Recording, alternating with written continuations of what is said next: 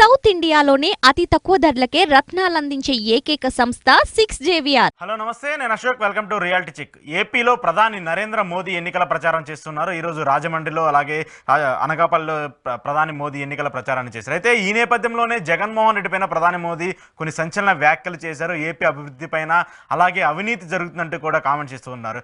తొలిసారి ఎన్నికలు జరగబోతున్నటువంటి నేపథ్యంలో తొలిసారి ప్రధాని మోదీ జగన్మోహన్ రెడ్డి టార్గెట్గా విమర్శనాస్త్రాలు చేస్తున్నారు. కాంగ్రెస్తో జగన్మోహన్ రెడ్డి లాబింగ్ చేస్తున్నట్టు కూడా కామెంట్ చేశారు. అలాగే ఏపీకి సంబంధించి డెవలప్మెంట్స్ ఏదైతే విశాఖ రైల్వే జోన్ కానివ్వండి, పోలవరానికి సంబంధించి కూడా కొన్ని నిధులు ఇచ్చినప్పటికీ కూడా దాన్ని ప్రభుత్వం అనవసరమైన పథకాలకు ఖర్చు చేసిందంటూ కూడా కామెంట్ చేస్తున్నారు. ఇక మరోవైపు ఏపీ డీజీపీకి కొత్త డీజీపీని నియమించారు.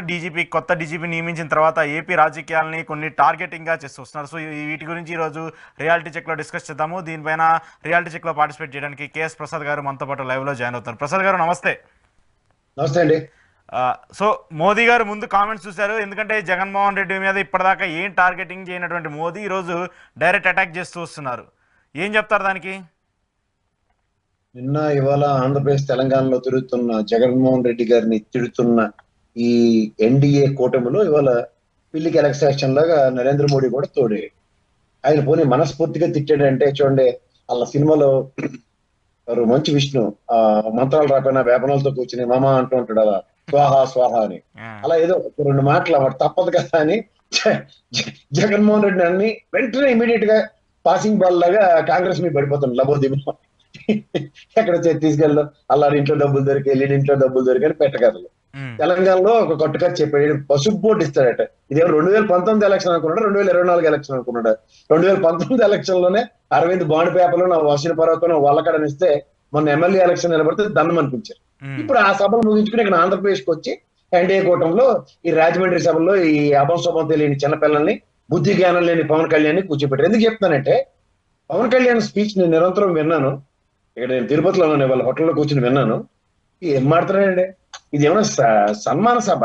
మనం చూడండి, సునీతమ్మ అక్కడ సభ పెట్టి ఢిల్లీలో ప్రెస్ మీట్ పెట్టి అందరికీ కృతజ్ఞతలు, ఎన్టీఆర్ ట్రస్ట్ భవన్ లో టీలు అందించిన వాడి దగ్గర నుంచి అందరికీ కృతజ్ఞతలు చెప్పుకున్నట్టే పవన్ కళ్యాణ్ కూడా భజన భజన భజన అని అలా సీఏ మన రమేష్ ఉన్నాడు చూడండి, రావు రమేష్, అది ఒకటి పెట్టి ఆ బాల్ భజన భజన అన్న డైలాగ్ ఉంటుంది, అది పెడితే పక్కన పర్ఫెక్ట్ గా సింక్ అవుతాయి రెండింటికి.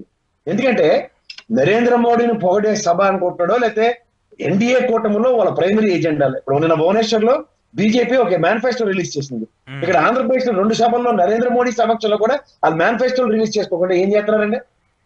ఒక సభకి మేనిఫెస్టో రిలీజ్ చేసి దాని శాంక్చుయేటింగ్ జస్టిఫై చేస్తారు ఎవరన్నా. ఈ కూటమి ఇది మా తెలుగుదేశంతో ఈ ప్రాస్పెక్టివ్ లో అలైన్ అయ్యాం, అలాగే ఎన్డీఏ కూటమిలో జనసేన పార్టీకి ఉన్న ఈ ప్రాస్పెక్టివ్స్ తో మేము అలైన్మెంట్ అయింది, దీంతో మేము ముందుకు చేస్తామని. ఇక్కడండి నాకు అర్థం కాండి, ఒక పక్క అప్పుల ఊబిలోకి ఆంధ్రప్రదేశ్ గురించి మాట్లాడుతున్నారు. 150 లక్షల కోట్లు అప్పులు దేశం అంతా అప్పులు చేసిన నరేంద్ర మోడీ ఇవాళ ఎఫ్ఆర్బిఎం లిమిట్ లో పరిధిలో ఉన్నది ఆయన ఆర్థిక మంత్రి పార్లమెంట్ సాక్షిగా చెప్పిన ఉదంతంలో ఇవాళ అప్పుల ఊపిరి నెట్టేసేది చెప్తున్నారు. 3 రాజధానుల విషయంలో బిల్లు విరమింపు చేసుకున్న ఈ ప్రభుత్వం రాజధాని లేని రాష్ట్రం అని. కానీ ఇక్కడ చంద్రబాబు నాయుడు కూడా పేర్లుగా విశాఖ అంటే నాకు చాలా బ్రహ్మణి ఇవాళ అనకాపల్లి సభలో నాకు పంచప్రాణాలు, పరిపాలనా రాజధాని, ఏవేవో మరి చూడండి పడికట్టు పదాలలాగా ఇది ఇటుపక్కది అటుపక్క ఈ మేనిఫెస్టో కూడా వేలం పాటలు అయిపోయి ఇవాళ అనకాపల్లి సభలో చంద్రబాబు నాయుడు మాటలు వింటే ఏంటంటే ఈ సంవత్సరం మొత్తం మీద ఇవ్వడం మీకు 2028లో 250, తర్వాత ఇంకో 250 పెన్షన్ ఇస్తారు. ఇది రాగానే వచ్చిన 2 నెలల్లోనే మొత్తం ఇచ్చేస్తారు 4000. తెలియకడుగుతారు సార్, ఇప్పుడు ఈ సంక్షేమం ఇప్పటిదాకా జరుగుతుంది దానికే 70,000 కోట్లు, దానికి జింబాబ్వే అయిపోయింది, ఇథియోపియా అయిపోయింది, నా వాళ్ళకాడ అయిపోయిందని చెప్తున్న వీళ్ళు చెప్తున్న సంక్షేమ పథకాలు కనుక ఇంప్లిమెంట్ చేస్తే 1వ తారీఖు ఇవ్వాల్సిన జీతాలే లేట్ అవుతున్నాయి అంటే జీతాలు ఇస్తారు ఎవరో కూడా చెప్పానండి ప్రజలకి. ఇంకా పోస్టల్ బ్యాలెట్లు వేస్తున్నారు కదా, అసలు ఎక్కడున్నారో ఏ వ్యాపారాలు మర్చిపోయి ఎలక్షన్ అంటే వీళ్ళు మాట్లాడి భాష కూడా మీరు గమనించండి. గౌరవ వ్యవస్థల మీద గల గౌరవం లేదు, న్యాయస్థానాలు గౌరవించారు. నిన్నే కదా కడప కోర్టు ఇస్తే ఇప్పుడు అనకాపల్లి సభలో కూర్చొని ఊకిల్డ్ బాబాయ్ మళ్ళీ మొదలెట్టండి. వీళ్ళకి వేరే చెప్తున్నాను కదండి, ప్రజా సంక్షేమం కోసం ప్రజలకు ఏం చేయాలో వీళ్ళ దగ్గర ఏమి లేవండి. సంక్షేమం 6 బుల్లెట్ పాయింట్లు తెలంగాణలో రేవంత్ రెడ్డి గారు గవర్నమెంట్ వచ్చి సేమ్ కాపీ కొట్టి ఇక్కడికి వచ్చారు. అక్కడ ఇంప్లిమెంట్ అవ్వకుండా ఆగస్టు తర్వాత ఇస్తానని చెప్పి బతిమాలుకుంటారు రేవంత్ రెడ్డి గారు. వీళ్ళు కూడా అదే పని, వీళ్ళకి అధికారమే పరమావధి. ఇప్పుడు ఆఖరిగా ముచ్చలనాయుడు గారు అక్కడ నిలబడితే ఆయనకి భాష రాదు, ఈ భాష వచ్చినట్టు కనకమేళలో పంపించారు ఇక్కడి నుంచి, తెలుగు తప్ప ఇంకేం మాట్లాడాడు అక్కడ. సీఎం రమేష్ అంటే అపర మేధావి అట, 12 సంవత్సరాలు బట్టి రాజ్యసభ నీకు గతిలే కాబట్టి రాజ్యసభ ఇచ్చుకున్నావు. నీ పార్టీలోనే లేడు. ఏంటి రాష్ట్రానికి పెట్టుబడులు ఏం తీసుకొచ్చాడు చెప్పమనండి. 12 ఏళ్ళ టెన్యూర్ లో ఇవేవి గమనించాలనుకుంటారు ప్రజలు. ఈయన కూటమి కట్టారు కాబట్టి ఈ దగ్గర ఉండడమన్నా వాడు ఎక్కడ మహారాజుడు. ఎంత అన్యాయంగా, ఎంత బాధ్యత రాహిత్యంగా ఓ ప్రధానమంత్రి స్థాయిలో ఉన్నవాడు, 14 సంవత్సరాలు ముఖ్యమంత్రి ఉన్నాడు, ఈ చిన్న పిల్లల్ని వేసుకుని చేసి రాజకీయం ఏంటంటే. ఇప్పుడు ఒక 2 పాయింట్ క్లారిటీ చేయాలి ప్రసాద్ గారు. కూటమికి సంబంధించి అక్కడ పవన్ కళ్యాణ్ ఉన్నారు, చంద్రబాబు ఉన్నారు. వాళ్ళకి ఏపీకి రావాల్సిన నిధుల గురించి ఎందుకు మాట్లాడలేదు, పోలవరం అంశాలు ఎందుకు మాట్లాడలేదు, ఏపీ డెవలప్మెంట్కి సంబంధించి అంశాలు ఏం మాట్లాడలేదు, డైరెక్ట్గా జగన్మోహన్ రెడ్డి టార్గెట్ చేస్తున్నారు. ఇది పాయింట్ 1. పాయింట్ 2, మోదీ మాట్లాడింది ఏంటంటే, నేను విశాఖ రైల్వే జోన్కి సంబంధించి మేము ఆల్రెడీ అప్రూవల్ చేశాము, ప్రభుత్వాన్ని భూములు ఇవ్వలేదని చెప్పేసి మోదీ చెప్పాడు. అలాగే అమరావతిని రాజధానిగా ఉంచుతాము, రాజధానిగా ప్రకటిస్తామని చెప్పేసి నేను అమిత్ షా చెప్పాడు. ఈరోజు అమరావతి గురించి మోదీ కూడా మాట్లాడారు. అలాగే ఏదైతే పోలవరానికి సంబంధించి పోలవరం డెవలప్మెంట్కి మేము కృషి చేస్తూ ఉన్నాము, ఇక్కడ డబుల్ ఇంజిన్ సర్కార్ వస్తే 2 సంవత్సరాల్లో పోలవరాన్ని పూర్తి చేస్తామని చెప్పారు. ఏంటి వీళ్ళు ప్రభుత్వ పథకాల గురించి, మనకు రావాల్సిన నిధులు ఏవైతే ఉన్నాయో వాటి గురించి మాట్లాడలేదు, వాటి గురించి మర్చిపోయారు. మోదీ ఏమో మేము ఆల్రెడీ నిధులు ఇచ్చేసాము, ప్రభుత్వం దాన్ని ఖర్చు చేయకుండా వేరే వాటికి ఉపయోగించిందని చెప్తున్నారు. ఏం చెప్తారు ఈ రెండింటికి? సార్ వీళ్ళు ఒక మాట చెప్తున్నాను. గతంలో చంద్రబాబు గవర్నమెంట్ లో ఏటీఎం అని అవమానం చేశారు. మళ్ళీ అవే పేలాల మొహాలు వేసుకుని ముగ్గురు పొత్తుకుపోయారు. అది పక్క తీయండి. 1500 కోట్లు పోలవరంకి ఇచ్చారని చెప్తున్నారు సార్. ఫస్ట్ పెడితే 4480 కోట్లు మన రాష్ట్ర ఖజానా నుంచి ఖర్చు పెట్టిన తర్వాత ఈ ప్రభుత్వానికి పోలవరం నిధులు వచ్చాయి. నిధులు కాదు, మనం ఖర్చు పెట్టిన డబ్బులు మొదటి పెడితే ఇచ్చారు. వాళ్ళకి నానా తిప్పలు పెట్టి సంవత్సరం తర్వాత ఇచ్చారు. 1500 కోట్లకి ఆ పాటి 1% పని అవ్వకుండా వెళ్ళేది నిలబెట్టి అక్కడ జరగవలసినవి జరుగుతూనే ఉన్నాయి.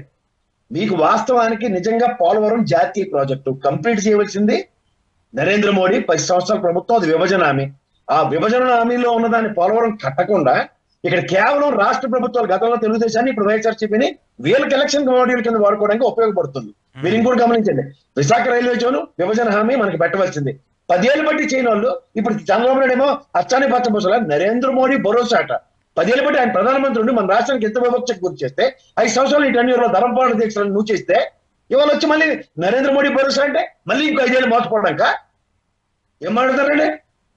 ఇవాళ వాళ్ళకి ఏంటంటే ఒక డైసీ సిచ్యువేషన్ ఉందండి. జాతీయ స్థాయిలో బీజేపీ ఒక నేషనల్ గవర్నమెంట్ స్థిరంగా వాళ్ళు చెప్తున్న 400 కబుర్లు జరగవు. ఒక స్థిరమైన కోalition గవర్నమెంట్ వస్తుంది. అది యూపీఏ, ఎన్డీఏ, లేకపోతే అన్ని మిత్ర పక్షాల తర్వాత వేరే కూటమి ఫ్రంట్ అవుతుందో ఎవరికి అర్థం కాదు. రీజనల్ పార్టీలు ఎవరి చేవాడు ప్రదర్శించి ఇవాళ రాష్ట్ర ప్రయోజనాలు పరిరక్షించాలి. ఈ ప్రాసెస్ లో జగన్మోహన్ రెడ్డి గారు ఆల్రెడీ ఒక వీటో పవర్ రాజ్యసభలో 11 క్యాంకర్ చేసి రెడీగా ఉన్నాడు ఆయన. సో ఎట్టి పరిస్థితుల్లో రాబోయే రోజుల్లో ఎప్పటికైనా ఆంధ్రప్రదేశ్ రాష్ట్ర అవసరం ఖచ్చితంగా ఉంది. ముఖ్యంగా కోalition గవర్నమెంట్ లో. ఈ కోalition గవర్నమెంట్ లో ఈ చంద్రబాబు నాయుడు, పవన్ కళ్యాణ్ మడతెట్టించిన నరేంద్ర మోడీ ఈ పార్టీ వాళ్ళ విలీనం తప్ప ఇంకో దిక్కులేదు వీళ్ళకున్న కేసులకి. కర్మగాలి ఏమైనా తేడా జరిగితే లోపల వేసేస్తారు ఇవి. ఎందుకంటే ఈడీ రెడీగా ఉంది తీగ మీద కత్తి అలాడ తీసుకుంటారు. ఎందుకంటే ఒకవేళ ఎన్డీఏ కూటమి ప్రాస్పెక్ట్ వీళ్ళు ఆలోచించిన మాటలు చెప్తున్నా, ఈ ముఖ్యమంత్రి పదవి దగ్గర వీళ్ళకి ఇటు అటు గేములు కొడితే చంద్రబాబు నాయుడు లటక్కని లోపటేయడానికి 2 నిమిషాలు ఆలోచించరు. కేజ్రీవాల్ ఎలా మడతెట్టారు అలాగే మడతెట్టేశారు చంద్రబాబుని. అంచేతే బిక్కు ఆడుకుని భయంగా భజనలు చేసుకుంటారు.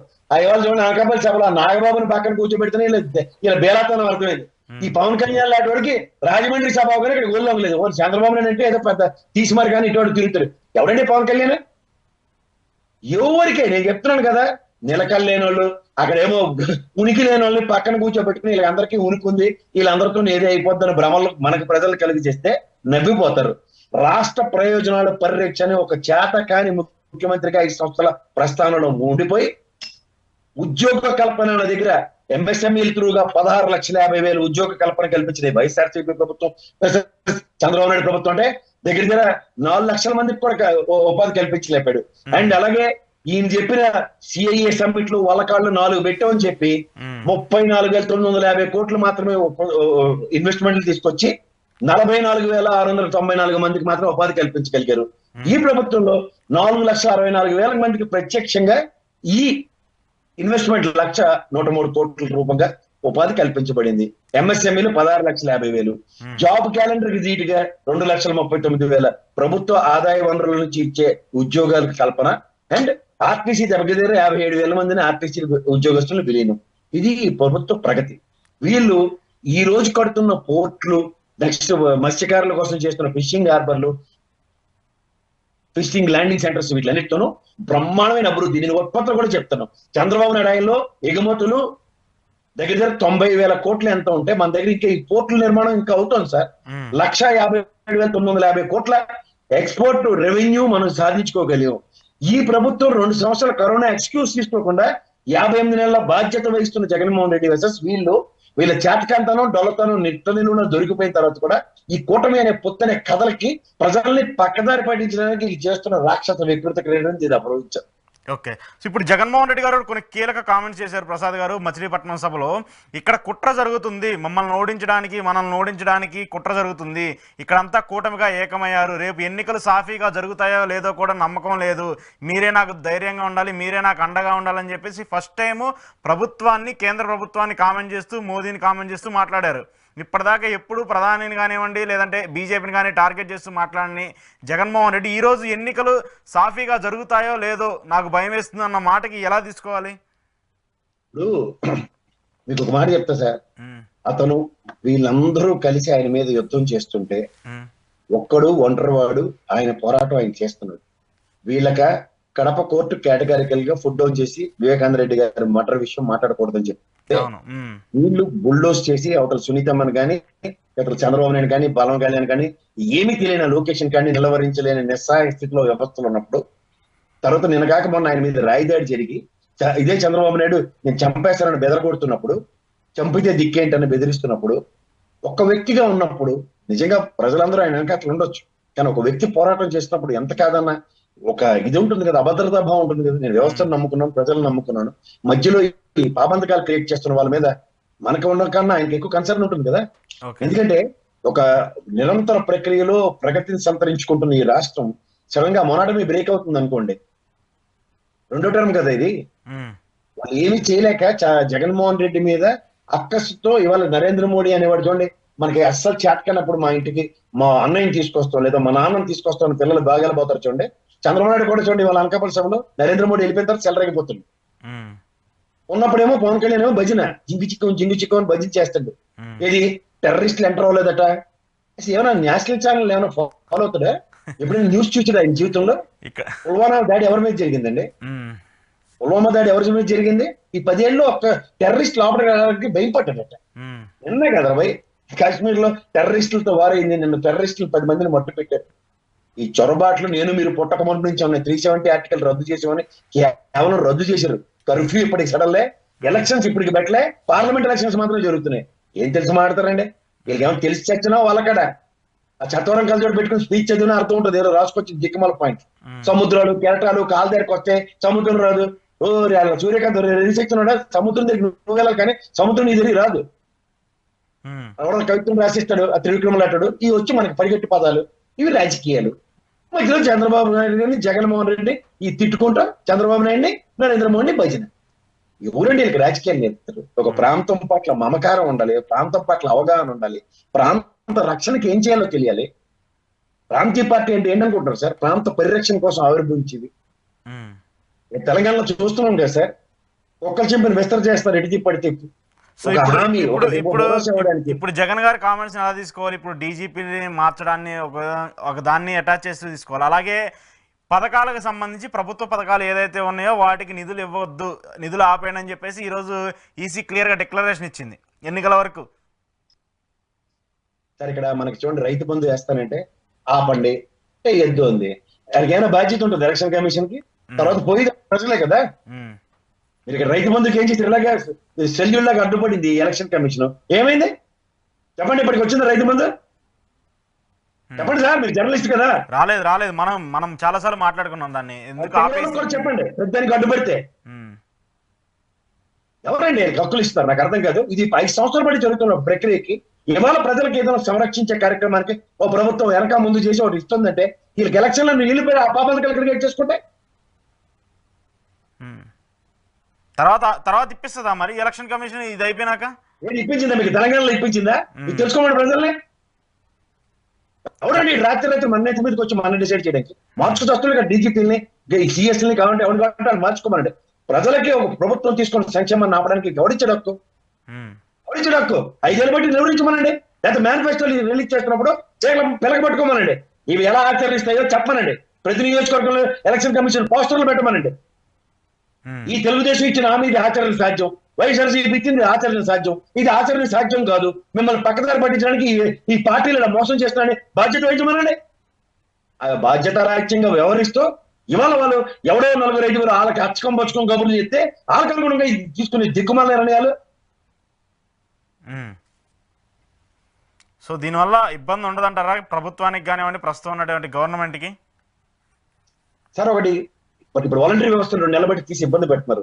ఎవరికి నష్టం జరుగుతుంది? ప్రజలకే కదా. 30 దెబ్బలు పడుతుంది. 64,50,000 మంది పెద్దవాళ్ళు. ఆ పెద్దవాళ్ళు ఎలా ఇబ్బంది పడుతున్నారో మనం చూస్తున్నాం కదా. ఎవరు ఏం సాధించారు వీళ్ళు? పెన్షన్ ఇవ్వకుండా ఏమైనా ఆపగలిగారా? ఏం చేస్తారండి పనికి మళ్ళీ పనులు? నేను అంటే ఇప్పుడు జగన్మోహన్ రెడ్డిని ఉన్నటువంటి సోర్సెస్ మొత్తాన్ని అడ్డుకున్నట్టే కదా. అది ప్రభుత్వం ఈసీ సహకరించిందా, లేదంటే ఇక్కడ కేంద్రం సహకరించిందా, లేదంటే ఇక్కడ చంద్రబాబు నాయుడు అప్పీల్స్ చేసి లేదంటే కోర్టులకేసి ఆపారా అనే దానికంటే కూడా ఇక్కడ జగన్మోహన్ రెడ్డిని అడ్డుకోవడం ప్రధాన లక్ష్యంగా కనిపిస్తుంది కదా అందరికీ. సార్ పెన్షన్ ఆపినప్పుడు ప్రజలకి చంద్రబాబు నాయుడు అండ్ నిమ్మగడ్డ రమేష్ అన్నది ఎవరికి తెలియలేదు. చంద్రబాబు నాయుడు ఆపాడు అన్నదే వచ్చింది. వాళ్ళు ఎలక్షన్ కమిషన్ ఆపిందంటే దాన్ని మళ్ళీ చంద్రబాబు నాయుడు అడ్డుకోవడం ప్రజలు గ్రహించగలుగుతారు. లబ్ధిదారులందరికీ క్రిస్టల్ క్లియర్ అండి. పైసమే పరమాత్మ. డబ్బులు చేర్చుకొచ్చే ఎవడు అడ్డుకున్నాడో అడ్డే పెట్టుకుంటారు దుకాణం. సో ఏంటి కొత్త డీజీపీ అంశం? కొత్త డీజీపీని నియమించారు, ఇమీడియట్ యాక్షన్ తీసుకున్నారు. ఏంటి ఏమన్నా ఇప్పుడు వాళ్ళు మొన్నటిదాకా రాజేంద్రనాథ్ రెడ్డి ప్రభుత్వానికి సపోర్ట్ చేస్తున్నారు, మాకు ఎక్కడ కలిగించట్లేదని చెప్తున్నారు. మరి ఇప్పుడు కొత్త డీజీపీ ఏమన్నా ఎవరికి సపోర్ట్ చేస్తారు? ఇప్పుడు జగన్కి సపోర్ట్ చేస్తారా లేదంటే వీళ్ళకి సపోర్ట్ చేస్తారా? ఎలక్షన్ కమిషన్ చెప్పింది వింటారా? సార్ ఒక మాట చెప్తా, ఈ 4 రోజుల్లోనూ అయిపోయేది చచ్చిపోయేది ఏమీ లేదని ప్రజల నిర్ణయం. ప్రజలు ఏమనుకుంటున్నారు? ఇది ప్రజలకి, ప్రజాస్వామ్యంలో ఉన్న పార్టీలకి జరుగుతున్న ఎలక్షన్. ఈ 4 రోజులు 5 రోజులు డీజీపీల వలన లేకపోతే సిఎస్ఎల్ వలన ఏదో జరిగిపోతుంది అనుకుంటే అది భ్రమ. ఏమి అవ్వదు. అది ప్రజలు ఆల్రెడీ డిసైడ్ అయి ఉన్నారు.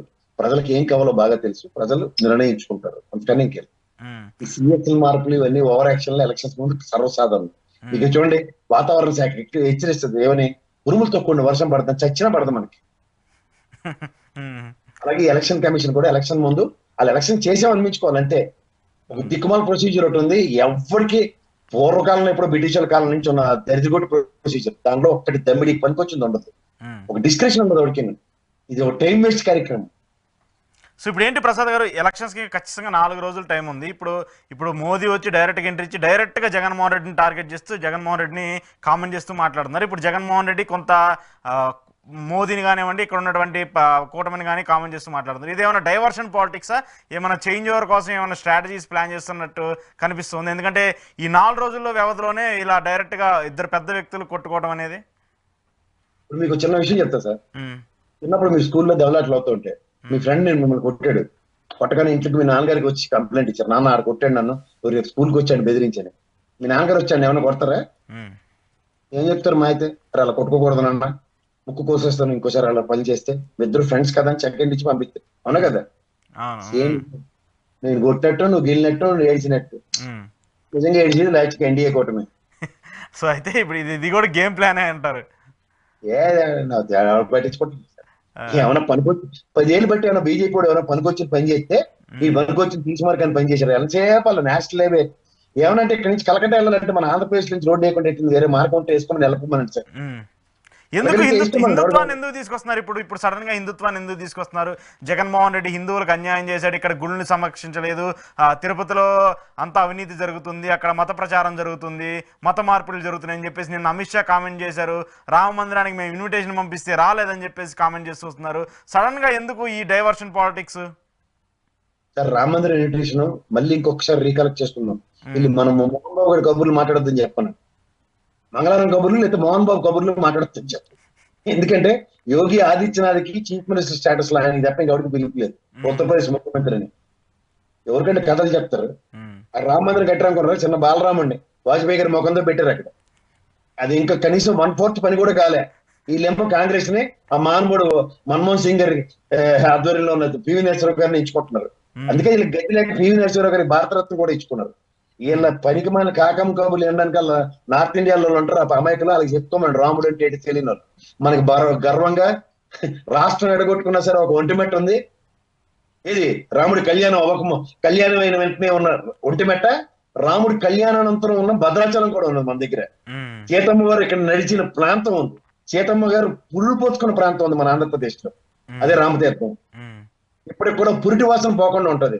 రాముడు నడయాడిన నేలని గర్వంగా చెప్పుకునే ప్రాంతం మనలో ఉన్న మనకి ఎవరు చెప్పాలండి రాముడి గురించి? వీళ్ళకంటే ఏది తెలియదు. నిన్న కాక మొన్న ఆర్ఎస్ఎస్ భావాలు, కమ్యూనిస్ట్ భావాలు లేక బుర్రం వేసుకొని కరెక్ట్ గా వీళ్ళకి అవకాశవాద రాజకీయాలకి తెరలేపుకొని రాముడిని తీసుకొచ్చారు సీన్ లోకి.